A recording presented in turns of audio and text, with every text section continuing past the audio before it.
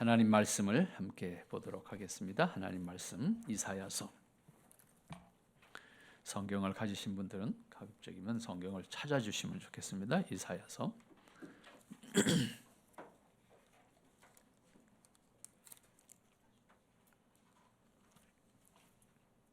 42장입니다. 1절부터 4절까지 봉독하겠습니다. 제가 봉독합니다. 내가 붙드는 나의 종, 내 마음에 기뻐하는 자, 곧 내가 택한 사람을 보라. 내가 나의 영을 그에게 주었은즉 그가 이방의 정의를 베풀리라. 그는 외치지 아니하며 목소리를 높이지 아니하며 그 소리를 거리에 들리지 아니하게 하시며 상한 갈대를 꺾지 아니하며 꺼져가는 등불을 끄지 아니하고 진실로 정의를 시행할 것이며 그는 쇠하지 아니하며 낙담하지 아니하고 세상의 정의를 세우기에 이르리니 섬들이 그 교훈을 앙망하리라. 아멘. 잠시 기도합니다. 거룩하신 아버지 하나님, 은혜를 감사합니다. 주님 허락하셔서 오늘도 주님의 날로 구별하게 하시고 그날을 통해서 우리에게 안식과 그리고 하나님과 함께 하나님의 뜻을 돌이켜 감사와 찬양과 영광을 돌리게 하시며 그 안에서 기뻐하도록 허락하시니 감사합니다. 주님, 이 시간도 오직 주님이 친히 임재하시어서 우리와 함께 하신 줄로 믿습니다.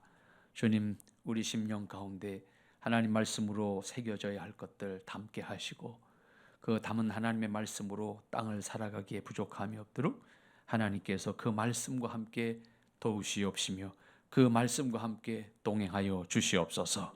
이 시간 하나님 우리의 모습을 돌이켜보기를 원합니다. 그리고 하나님 우리를 인도하시는 하나님의 손길을 느끼기 원합니다. 주님 축복하옵소서. 오직 강권하옵소서. 예수님의 이름으로 기도하옵나이다. 아멘. 네, 감사하고요. 오늘 본문의 말씀 한번 우리 마음에 새겨보고 싶습니다. 오늘 우리 사회 경제적인 수준이 높아지면서 또 의식 수준도 대단히 높아지면서 최근에 몇 년 동안 우리 사회의 가장 중요한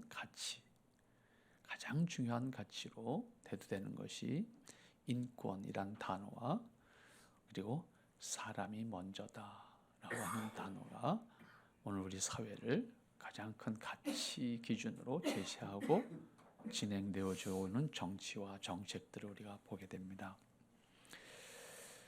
적어도 무신론적인 세계관을 가진 사람들에게 있어서 사람이 먼저다라고 하는 말은 가장 중요한 말이고 절대적으로 중요한 말입니다. 물론 하나님을 믿는 사람들에게도 다르지 않습니다. 그만큼 사람이 먼저다라고 하는 말은 피조세계에서 사람이 가장 중요한 존재이기 때문입니다. 이것을 만일에 그리스도인이기 때문에 부정한다고 하면 어쩌면 우리 스스로도 부정될 수 있을지 모르겠습니다. 그러나 사람의 위치를 어디에 있는 것으로 볼 것인가 라고 하는 문제는 우리가 요즘에 공부하고 있는 세계관을 창조 중심의 세계로 바꾸게 되면 다른 답이 나오게 됩니다. 기독교 신앙은 창조주 하나님과 피조물인 인간의 관계를 전제하는 것이 기독교 신앙이기 때문입니다. 그렇다고 하면 사람이 먼저다라고 하는 말에 어떤 제한이 있다라고 하는 것이 생각되어지게 됩니다. 하나님을 창조주로 그리고 인간을 피조물로 분명히 믿는다고 하면 어떤 경우에라도 피조물인 인간이 창조주를 뒤로 할 수는 없다라고 하는 문제가 여기에 대두되기 때문입니다. 그래서 창조를 어떻게 이해하고 믿느냐 하는 것은 기독교 신앙을 가지고 있는 사람들 안에서도 사실은 조금씩 다른 견해를 가질 수 있게 되고 그 다른 견해만큼 인간의 위치도 달라진다라고 하는 의미입니다. 그러한 의미에서 우리는 창조를 믿는다라고 하는 말을 선언적인 고백으로 우리의 신앙을 고백하고 있고 그것을 전제로 한 우리의 신앙을 가지고 있다고 하면 이것은 우리가 모든 것을 생각하는 데 있어서 가장 중요한 전제입니다. 하나님의 창조는 모든 사고의 전제입니다. 우리 인생에 있어서도 우리 인생의 목적을 말할 때에도 전제입니다. 창조를 믿는다고 하는 것을 전제한다고 하면 피조물 세계에서는 사람이 먼저일 수 있고 사람이 제일일 수 있지만 하나님보다 우선일 수는 없다라고 하는 의미가 성립이 됩니다.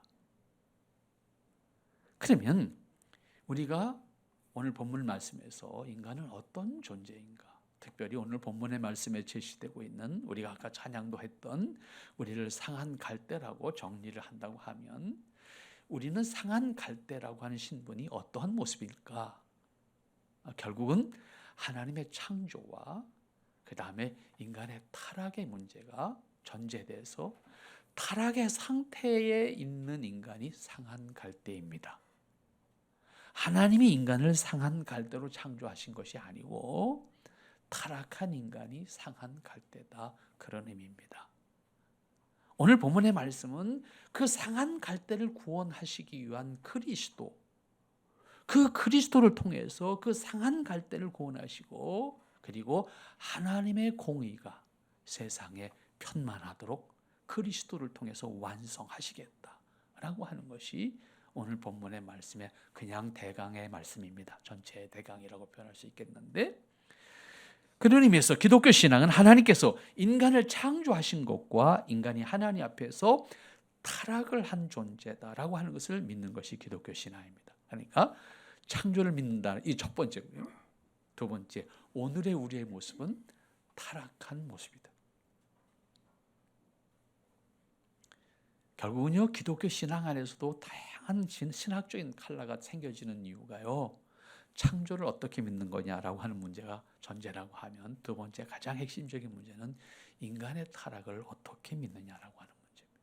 우리는 그냥 타락이라니까 다 그냥 타락이라고 하는 뭉뚱그려서 이해를 하지만 사실은 들어가서 보면 세부적으로 달라요. 타락의 개념을 이해하는 것이. 그 가운데 가장 대표적으로 가톨릭과 프로테스탄트의 신앙의 차이가 여기서 정리가 됩니다.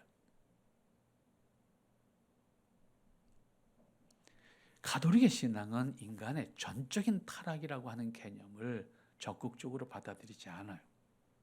그냥 간단히 예를 든다고 하면, 굳이 이해하기 쉽게 표현한다면 부분적인 타락, 제한적인 타락, 그런 의미입니다.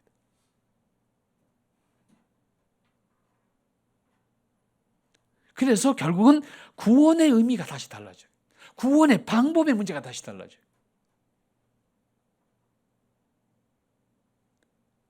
제한적인 타락이라고 하는 의미로 이해를 하게 되면 인간에게 맡겨진 책임이 다시 남겨지게 됩니다. 하나님의 구원이라고 하는 것이 전적인 은혜의 개념이 아닙니다. 역시 부분적인 은혜의 개념입니다.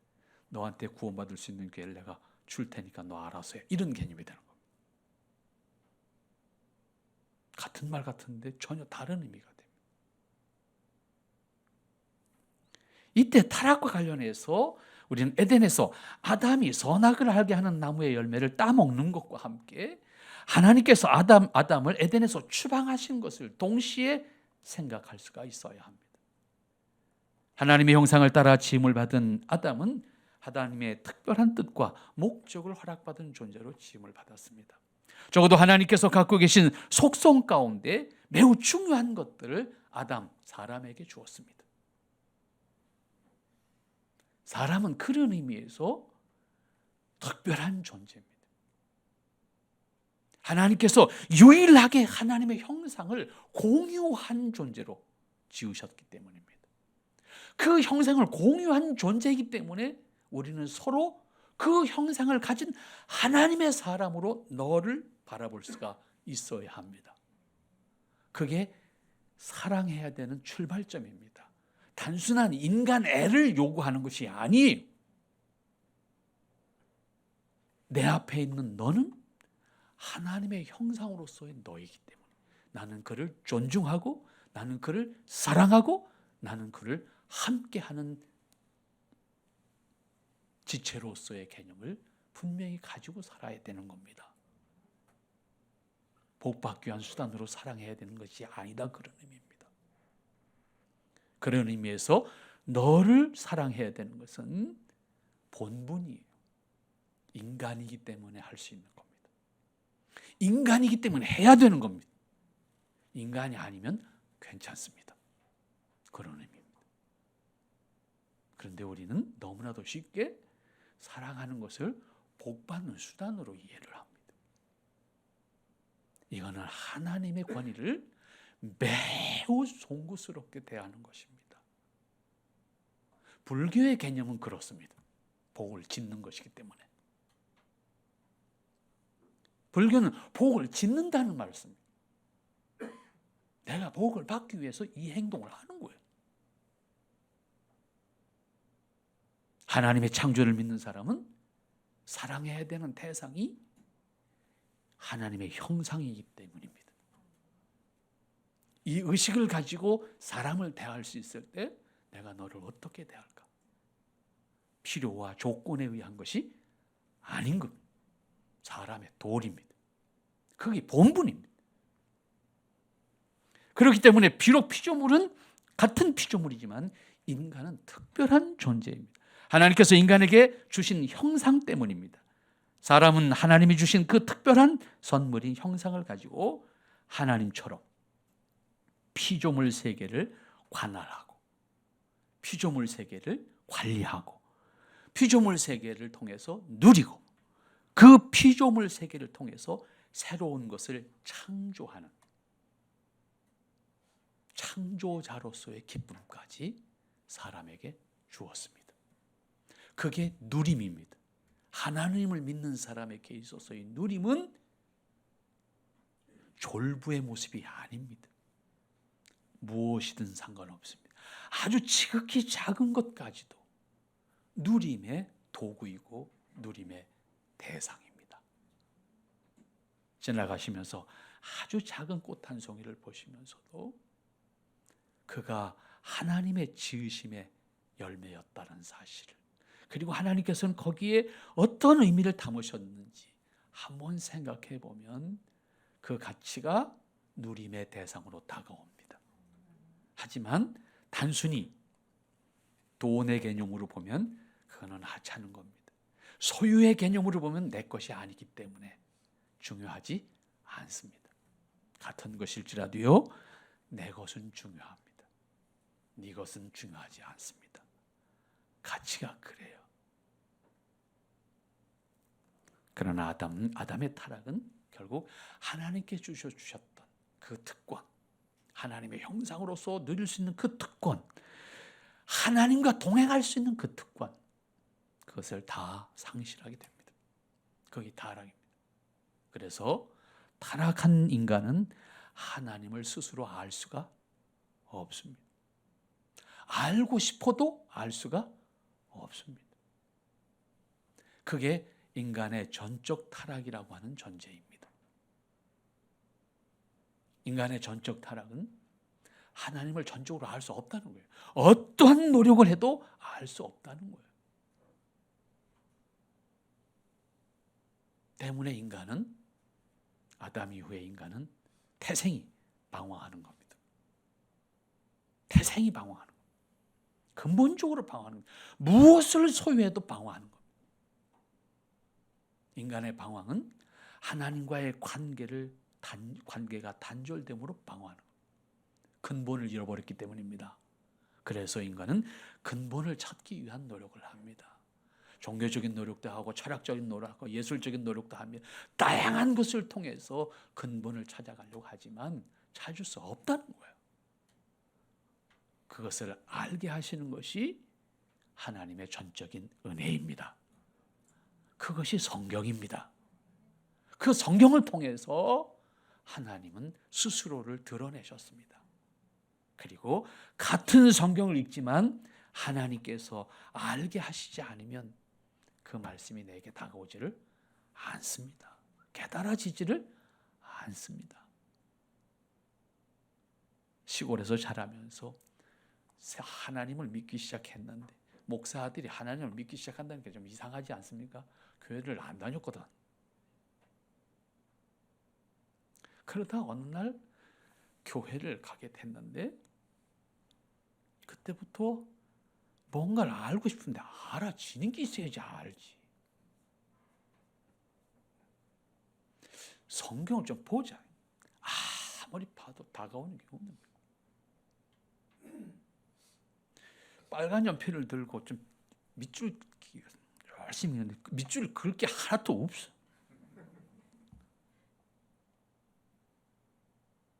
답답했습니다. 누가 가르쳐 주는 사람이 없습니다. 그런데 그 당시에 내가 루터교에 고마워요.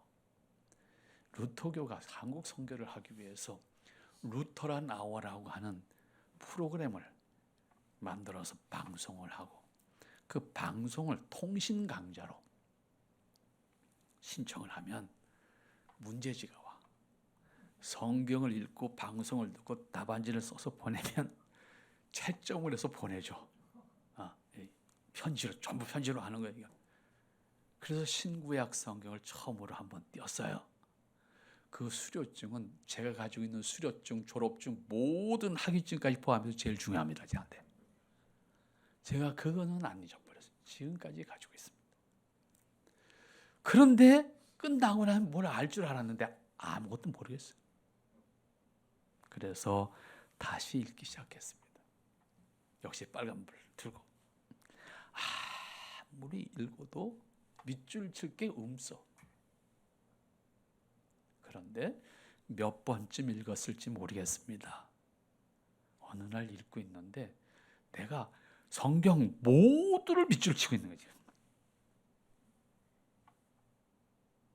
밑줄 치지 않아야 될 곳이 없는 거였어요. 다 밑줄을 긋고 있는 거. 그 성경이 빨개. 그때 비로소 이게 뭐지? 돌아보게 돼. 내가 읽는다고 알아지는 것이 아니고 내가 읽는다고 믿어지는 것도 아니고 이것은 수단입니다. 도구입니다. 이것을 통해서 믿게 하시는 이는 하나님이십니다. 성령의 역사하심이 나를 믿음으로 인도하신다 그 말이에요. 실제로요. 성경학자들 가운데 성경 안 믿는 사람들이 많이 있습니다. 문자적으로만 보면 최고의 학자들입니다. 그런데 하나님의 말씀으로 믿지 않습니다.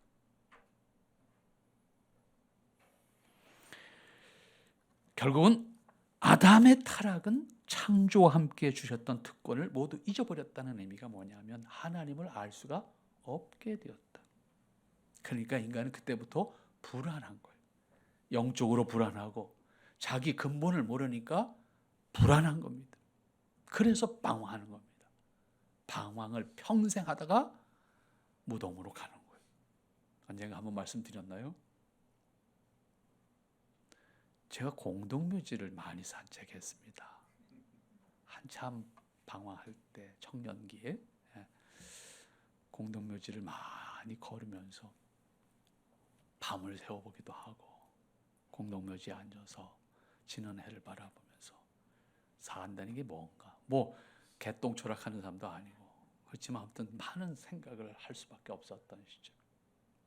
그러다가 우연히 내 눈에 딱 들어오는 비석이 하나 있는데 학생 아무개 묘 이렇게 써 있는 거예요. 참 안 됐다. 왜 학생 때 죽었을까? 그런 생각했어요.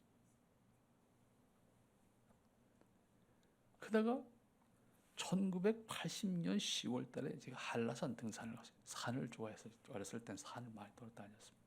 한라산 등산을 갔는데 한라산 큰 봉우리 말고 옆에 조그만 봉우리들이 지금은 뭐 오름이라 그래서 많이 알려졌습니다.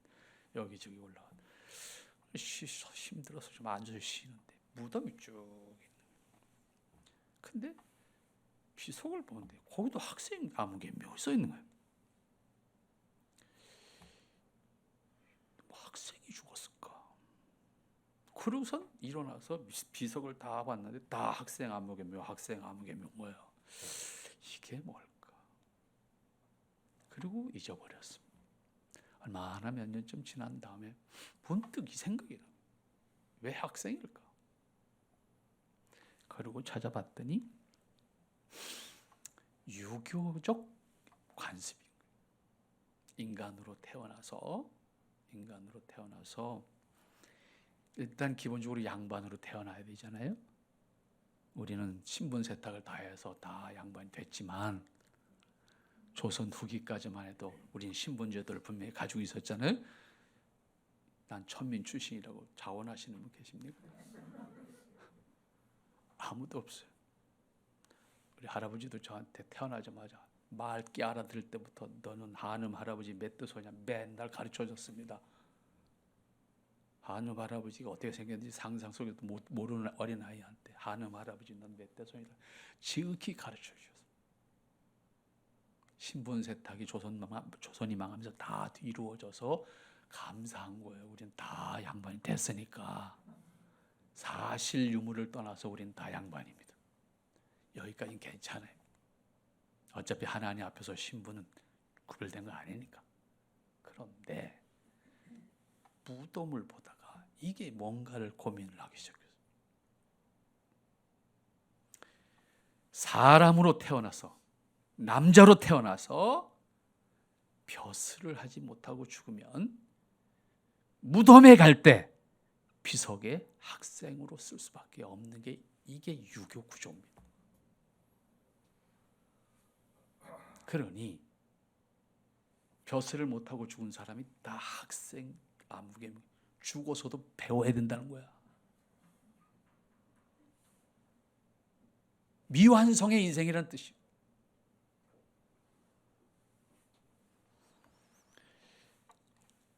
여러분 어디쯤 계신지 제가 잘 모르겠습니다만 다행스러운 것은 그런 관습과 정서가 우리에게는 서서히 없어졌다고 하는 것이 한편 다행스러운 겁니다.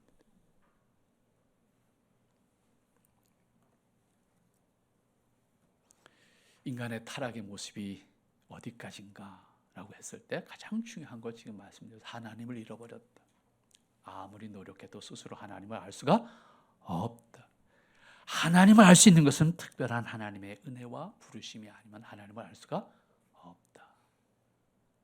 그러나 다행인 것은 하나님께서 피조물로서 인간은 사실상 어떤 소망도 없는 절망의 구렁텅이에 빠지게 되고 말았지만은 하나님의 형상으로서 인간의 속성까지 모두 빼앗아서 동물처럼 살도록 허락하시지는 않았다. 그래서 우리는 적어도 사람이라고 하는 신분을 가지고 살 수 있도록 하셨다라고 하는 겁니다. 이것이 우리에게는 너무나도 감사한 거지요.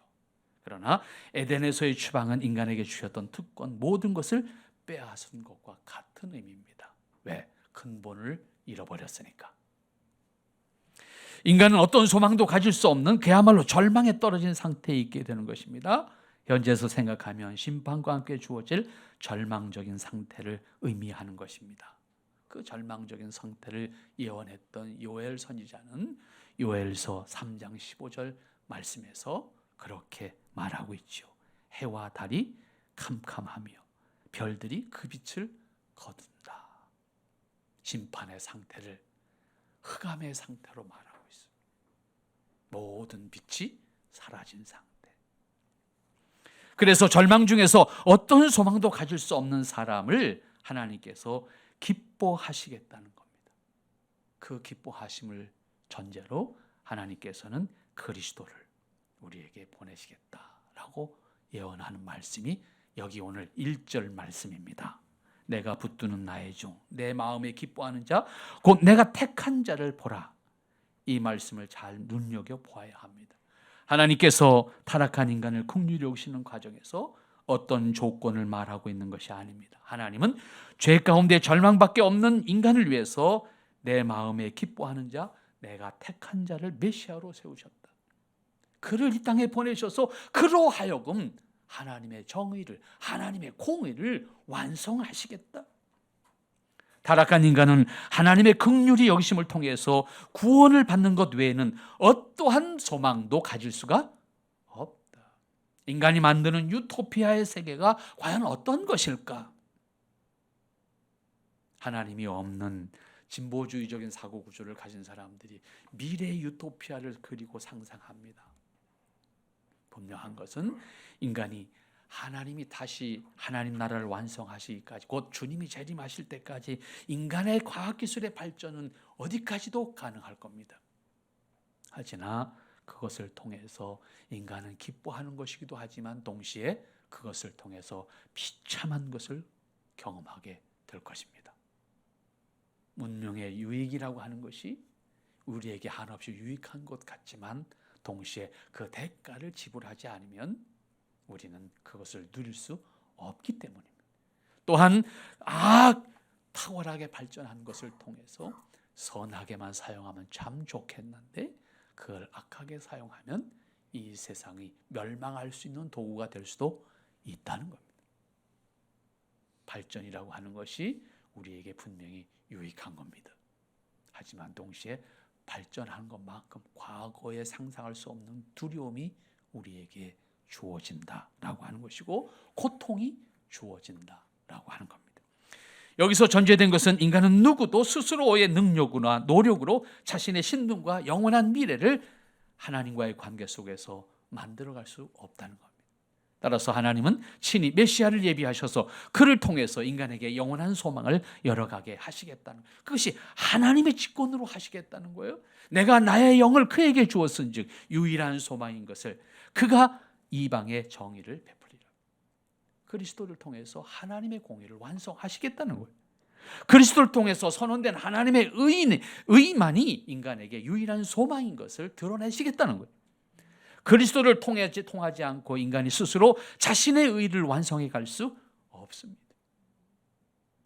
그렇게 타락한 인간은 무능한 존재, 전적으로 하나님의 은혜로만 다시 소망을 가질 수 있는 존재인 것을 전제로 말씀하는 겁니다. 아담 이후의 인간은 이렇게 하나님의 은혜로만 하나님의 의에 이를 수 있는 나약한 존재, 그 나약한 존재를 여기 3절 말씀에서 상한 갈대, 꺼져가는 등불 같은 존재라고 말씀합니다. 그러면 하나님은 타락한 인간을 어떻게 대하시겠다고 생각하고 계시고 우리에게 전하고 있습니까? 하나님께서 타락한 인간, 특별히 그 중에서도 하나님께서 기뻐하시는 자들에게 이 메시아를 통해서 조용하게 말씀하시고 조용하게 그들을 깨닫게 하시고 사랑으로 그들에게 다가가셔서 하나님의 은혜를 알게 하심으로 다시 하나님의 형상을 회복시켜 주심으로 말미암아 하나님을 아는 자로, 하나님을 믿는 자로, 그리고 하나님을 기뻐하는 자로 살게 하시겠다. 이 과정에서 표현하고 있는 말씀을 잘 살펴보시기 바랍니다. 외치지 아니하며 목소리를 높이지 아니하며 그 소리를 거리 들리지 않게 아니하며, 이 표현을 보면 어떤 생각을 할 수 있겠습니까? 하나님께서 에덴에서 추방당한 인간을 부르시고 구원하시는 과정에서 그야말로 조용히 그에게 말씀하시고 조용히 그를 깨닫게 하시고 조용히 그로 말미암아 하나님의 사람으로 돌이켜지도록 하신다. 떠들지 않고 큰 소리로 다른 사람들에게 들리지 않고 하나님께서 기뻐하는 사람들의 마음에 말씀하시고 그들을 부르셔서 하나님의 사람으로 회복시켜 주시겠다. 여기서 중요한 것은 타락한 인간을 부르시고 그들을 변화시키는 것은 하나님의 일이라는 겁니다. 우리는 그 사실을 깨닫고 우리가 할 수 있는 일이 뭐예요? 아무것도 없어요. 회개하는 거예요. 돌이키는 거예요. 그 밖에는 우리가 할 수 있는 게 없다. 내가 뭘 다른 사람보다 조금 더 선한 일을 해서 하나님 요것 때문에 나 좀 봐주세요, 이게 아니다 그 말. 우리가 감당해야 될 선은 거듭난 사람에게 있어서 지극히 당연한 거예요. 도리입니다. 사람을 사랑해야 되는 것이 하나님의 형상이기 때문에 도리라고 하면, 우리가 의를 살아야 되는 것은 거듭난 사람이기 때문에 도리입니다. 하나님은 그런데 그러면 왜 이렇게 하십니까? 구원의 대상인 타락한 인간이 상한 갈대, 꺼져가는 등불이기 때문입니다. 그들 스스로 할 수 있는 것이 어떤 것도 없고 동시에 비록 상한 갈대고 꺼져가는 등불 같은 존재지만 그들을 하나님이 창조하셨고 그들을 하나님이 사랑하시기 때문에 다른 이유, 다른 조건 없습니다. 그들을 사랑하셨기에 그들을 하나님의 형상으로 창조하셨기에 그들을 그렇게 부르시고 그렇게 다시 회복시켜 주시겠다고 하는 신분에 대한 약속입니다. 여기서 인간이 고백해야 하는 것은 자신이 어떤 존재인가 하는 것에 대한 철저한 확인입니다. 하나님 앞에서 인간은 어떤 것도 요구하거나 조건을 제시할 수 있는 그런 존재가 아닙니다. 인간은 오직 상한 갈대 꺼져가는 등불로서 스스로를 인정할 수 있어야 될 것이고 그러한 절박한 그리고 정말로 소망 없는 자신의 모습을 분명하게 인정해야 합니다. 따라서 인간은 전적으로 하나님의 은혜와 하나님의 도우심만 필요한 존재입니다. 그것은 자신이 죄인으로 말미암아 더 이상 어떤 소망도 없는 자신인 것을 인정하는 겁니다. 아담이 타락함으로 상실한 하나님의 형상을 스스로 회복할 수 없는 인간이기 때문에 오직 하나님의 긍휼히 여기시는 은혜만이 우리에게 소망이다. 그런 의미입니다. 그럼에도 여전히 사람들은 내가 무엇을 할 수 있기 때문에 나는 너보다 조금 더 나은 사람, 종교적으로 도덕적으로 혹은 교육이나 훈련을 통해서 나는 조금 더 나은 사람이라고 스스로 자위하는 것으로 하나님 앞에 서려고 하면 하나님의 은혜를 모르는 사람입니다. 내가 어떤 일을 한다라도 그것은 하나님 앞에서 아무것도 아닙니다. 티끌만도 못하는 겁니다. 그것이 조건이 돼서 하나님 앞에서 하나님의 의로 여김을 받을 수 있는 사람이 못 된다. 그런 의미입니다. 그러나 분명한 것은 인간이 어떤 노력과 수고를 하더라도 하나님 앞에 스스로 설 수 있는 자격과 능력이 안 된다는 겁니다. 오직 하나님의 긍휼히 여기심과 하나님의 기뻐하시는 뜻만이 소망을 가지게 하는 것이고 타락한 인간을 회복시킬 수 있는 유일한 길이라고 하는 사실입니다. 여기서 철저하게 자신이 하나님 앞에서 죄인인 것을, 어떤 소망도 없는 자신인 것을 인정하는 것이 기독교 신앙에 있어서 창조를 믿는 신앙과 타락한 자신을 인정하는 신앙 두 번째입니다. 내가 타락한 존재로 하나님 앞에 소망이 없는 자인 것을 분명하게 고백할 수가 있어야 합니다. 이렇게 타락한 인간은 스스로 어떤 소망도 없지만 하나님께서 우리를 기뻐하심으로 조용히 그리스도를 통해서 성령님을 통해서 복음의 은혜를 알게 하시고 믿음으로 나아가게 우리에게 은혜를 주셨다는 사실입니다. 그래서 그리스도를 통해서 그 다음 말씀하시는 게 뭡니까? 상한 갈대임에도 불구하고 꺾지 않으시고 그 상한 갈대라고 해서 버리지 않으시고 절망 중에 있는 인간에 대한 하나님의 사랑입니다. 구원하시겠다는 거예요. 꺾어버리지 않으시겠다는 거예요. 그럼 왜 그렇게 하지 않으시겠습니까? 그것은 인간을 창조하실 때 인간에게 주셨던 본분을 다시 감당하도록 하시기 위함입니다. 하나님의 창조 목적 안에 있는 이야기다 그 말입니다. 인간에게 주신 하나님의 뜻을 사람을 통해서 이루시겠다는 겁니다. 사람을 통해서 드러내시겠다는 겁니다. 그러니까 구원받은 우리를 확인한다면 구원받은 나는 하나님의 뜻을 사는 사람이어야 되는 거예요. 단순히 내 목적을 위해서 하나님 단순히 도와주세요. 이게 아니다 그 말이에요. 내 목적이 어디 있어야 된다?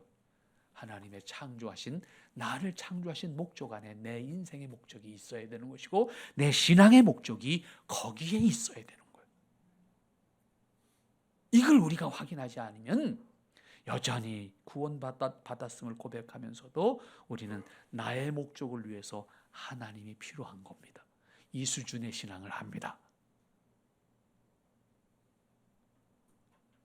내가 전적으로 타락한 존재인 것을 시인한다면 나에게는 어떤 가치도 나에게는 스스로 어떤 의미도 없는 겁니다. 이걸 인정해야 되는 거예요. 그런데 그러한 나를 회복시켜 주셨어. 그러면 그 다음에 어떻게 되는 거예요? 이건 회복시켜 주신 분의 뜻대로 내가 존재해야 되는 거예요. 그분의 뜻대로 내가 살아야 되는 거예요. 그분의 목적이 내 목적이어야 되는 거예요. 이것이 거듭난 자의 모습이 되는 거예요. 그러면서 4절 말씀, 그는 쇠하지 아니하며 낙담하지 아니하고 세상의 정의를 세우기 이르리니 섬들이 그 교훈을 앙마하리라. 여기 그리스도를 대입해서 이해하시면 금방 이해가 됩니다. 결국 이 4절을 상고하기 위해서는 3절에서 표현하고 있는 타락한 인간의 상태에 대한 확인이 필요합니다. 상한 갈대와 꺼져가는 등불. 이 말은 아담이 타락한 이후에 인간의 상태를 표현하는 거지요. 아담 이후의 인간의 상태는 갈대와 꺼져가는 등불과 같은 존재입니다. 이것은 인간 자신에 대한 소망이 인간 스스로에게 없다는 의미입니다. 그렇기 때문에 사람이 먼저다라고 하는 말의 의미가 어떠한 것인지를 우리는 분명히 창조를 믿는 사람으로서 생각할 수 있어야 됩니다. 하나님의 창조에서 볼 때 사람이 먼저라고 하는 말은 피조물 가운데 유일한 하나님의 형상을 가진 사람으로서 위치해 있기 때문에 말할 수 있는 것이고, 그런 의미에서 우리는 사람을 존중해야 됩니다. 그러나 아담의 타락과 함께 이 말은 절대가 될 수 없을 수 있습니다. 하나님의 창조를 믿는 신앙은 전제로 생각한다고 하면 사람이 먼저일 수 있는 것은 어디까지나 창조주 하나님과의 관계에서입니다. 만일 하나님과의 관계가 없거나 단절된 경우 사람이 먼저란 말은 전부 이기적인 말이 됩니다. 너하고 나하고 사람이 먼저일 때 누가 먼저예요? 내가 먼저지. 그렇지 않습니까? 우리나라하고 저 나라하고 사람이 먼저면 어느 나라가 먼저예요? 우리나라지. 대단히 아름다운 미사고인데 그 말을 적용하는 건 철저하게 이기적입니다. 러시아하고 지금 우크라이나 전쟁하는 거 가만 보세요. 맨날 러시아 가서 때려 부시는데 무슨 법칙에 의해서 우크라이나는 러시아 본토를 공격하면 안 된대. 이게 무슨 법칙이냐고 이게. 힘이 정답인 거예요. 세상의 원리는. 말 돼요? 그런데 모두 그렇대. 이게 사람이 먼저다라고 하는 말의 이기적인 적용입니다.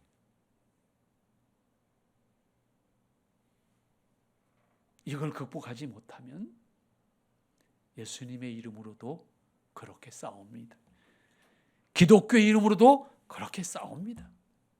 교회 안에서 분란이 일어날 때 보세요. 예수님이 어디 계신가? 예수님 안 계세요 거기에.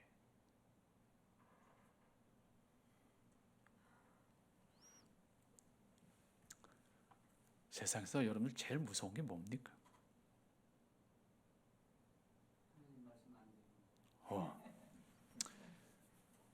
네, 그 안 듣는 게 누굽니까?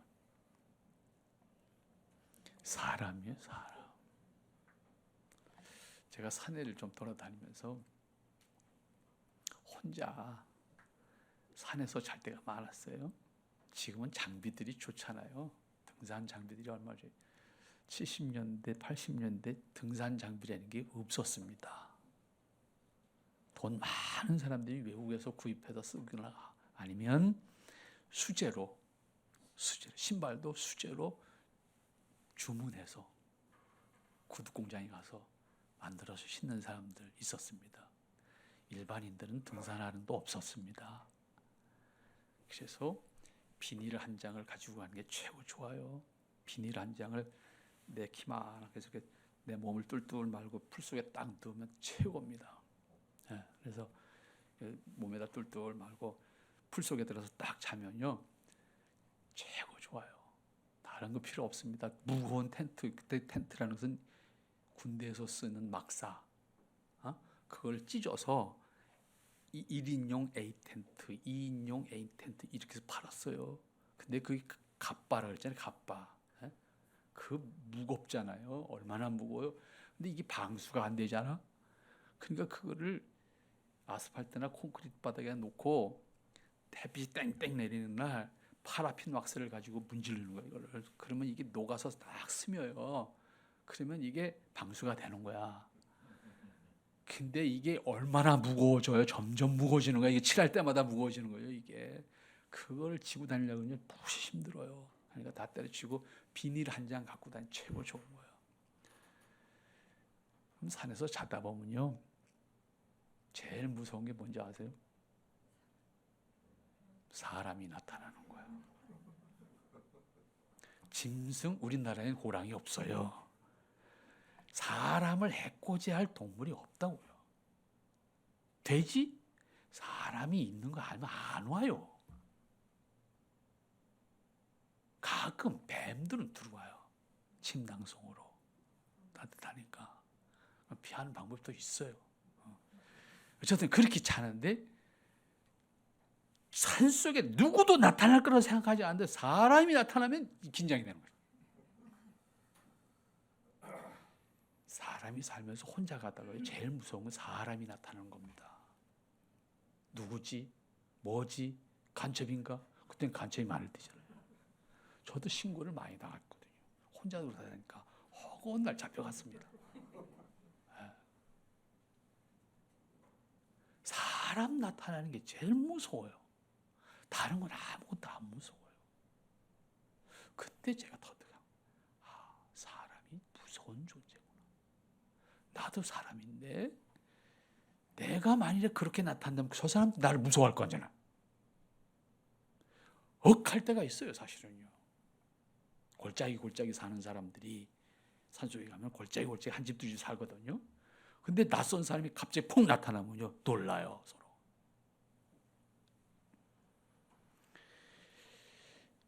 인간이 타락한 다음에 인간을 믿을 수 있고 인간을 통해서 기뻐할 수 있어야 되는데 철저하게 이기적입니다.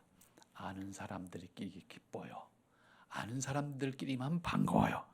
아는 사람들끼리만 서로 좋아해요. 낯선 사람은 무서워요. 경계의 대상이에요. 왜 이렇게 됐습니까? 이게 타락이에요. 타락은 전적으로 이기적인 가치관을 형성하게 한 거예요. 뭘 하더라도 다르지 않아요. 결국 아담의 타락과 함께 인간은 멸망의 대상, 심판의 대상으로 전락하기 때문에 창조하실 때 하나님이 직접 아담에게 말씀하셨던 것처럼 하나님의 말씀을 순종하지 않을 경우 반드시 죽는다고 선언하셨습니다. 따라서 아담의 타락과 함께 인간의 위치 내지는 인간의 상태는 상한 갈대, 꺼져가는 등불 그 이상 아닙니다. 이걸 우리는 처절하게 인정해야 돼요. 이걸 처절하게 인정하지 않으면 우리는 하나님 앞에 다시 설 수가 없어요. 우리는 하나님의 은혜를 사모할 수가 없어요. 그러므로 인간이 아무리 노력해도 아무리 수고하더라도 그 신분을 스스로 극복할 수 없다는 사실을 확인해야 합니다. 타락한 이후의 인간의 상태를 이렇게 표현하고 있는 말씀입니다. 그러므로 진정으로 복음을 믿고 하나님의 은혜를 아는 사람이라고 하면 자신의 현 상태를 스스로 나는 상한 갈대로서 꺼져가는 등불로서 자신을 시인하고 하나님 앞에서 자신을 전적으로 부정할 수 있는 사람이어야 됩니다. 그것이 하나님 앞에서 자유와 함께 하나님의 은혜로 사는 지혜입니다. 이것은 기독교 신앙의 핵심 원리이기도 합니다. 전적으로 하나님의 앞에서 오직 긍휼을 구할 수밖에 없는 사람인 것을 인정하고 자신의 흉허물을 드러냄으로써 전적으로 하나님의 은혜가 아니면 어떤 소망도 내게는 없다는 사실을 스스로 인정하고 모든 사람들 앞에서도 나의 허물을 시인할 수 있는 그런 사람입니다. 그렇게 하나님과 베푸시는 은혜를 높이 드러내는 것이 그리스도인의 신앙입니다.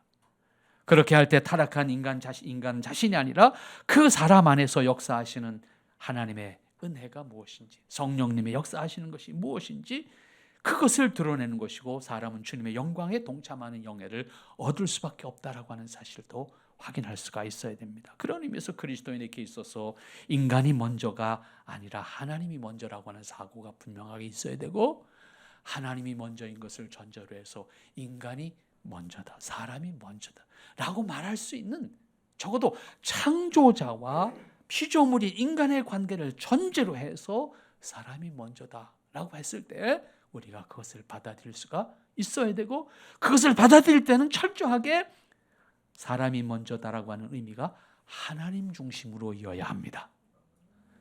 내 중심으로 사람이 먼저다라고 하면 전부 이기적입니다. 아까 말씀드린 것처럼 너하고 나하고의 관계에 있어서 내가 먼저지 네가 먼저는 아닌 거예요, 절대로. 그런 의미에서 사람이 먼저다라고 하는 것은 결국 힘 있는 자의 먼저인 거예요. 그 이상은 아니에요. 우리가 사람이 먼저다라는 말을 한다고 하면 그것은 하나님 중심으로 사람이 먼저여야 합니다. 그랬을 때 우리는 너를 존중할 수 있고, 너를 사랑할 수 있고, 너를 이해할 수 있고, 너를 품을 수 있는 사람이 되는 거예요. 그는 쇠하지 아니하며 낙심하지 아니하고, 이것은 타락한 인간에 대한 하나님의 마음입니다. 그리스도의 마음입니다.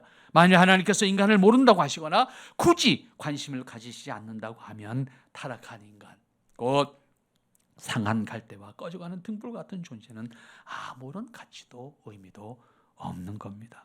그렇지만 그러한 인간을 하나님은 결코 버리시지 않으시고 모른다 하지 않으시고 그 갈대를 꺾지 않으시고 그 불을 끄지 않으시겠다는, 오히려 그 갈대와 그 꺼져가는 등불을 다시 살려내기 위해서 그리스도를 이 땅에 보내심으로 말미암아 하나님의 정의를 완성하시겠다, 하나님의 뜻을 완성하시겠다고 합니다.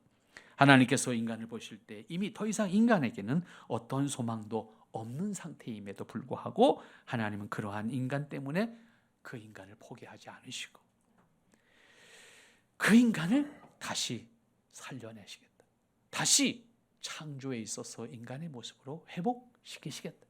그 회복을 통해서 하나님의 뜻을 살고 하나님의 뜻을 누리도록 허락하시겠다라고 하는 겁니다.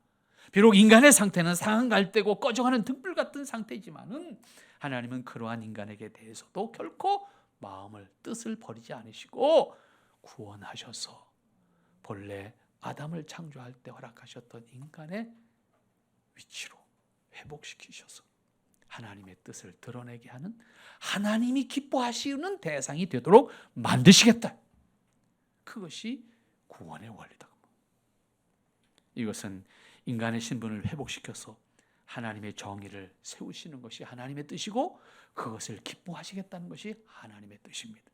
또한 그들이 하나님의 뜻과 목적을 다시 살아갈 수 있는 사람들로 만드시겠다. 그렇게 될 때 뭐라고 표현했습니까? 4절 마지막 부분에 섬들이. 왜 굳이 섬들이라고 했을까? 여기는 다양한 어떤 것을 생각해 볼 수 있겠지만 모든 세상의 피조물들이 그 교훈을 어떻게 하시겠다? 앙망하겠다. 이때 교훈은 뭘까요? 하나님께서 구원하시고자 하는 그리스도 복음, 앙망, 그것을 간절히 바라게 될 거다. 여러분, 오늘 우리는 그런 의미에서 오늘 이 시간에 이해해야 될 것은 나는 어떤 존재? 상한 갈대 같은 존재, 꺼져가는 등불 같은 존재, 그 이상 아니에요.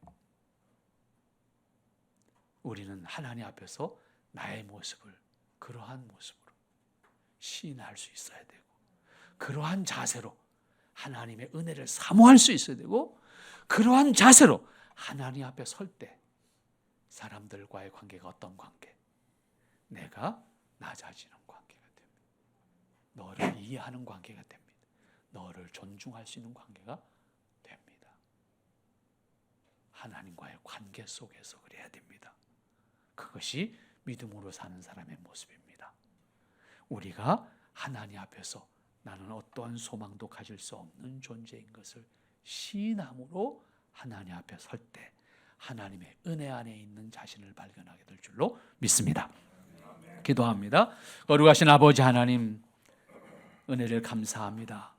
변함없이 하나님의 은혜를 통해서, 하나님의 사랑을 통해서 우리를 세우시고 인도해 주시니 감사합니다. 아버지, 주장하시고 인도하시고 축복해 주시옵소서.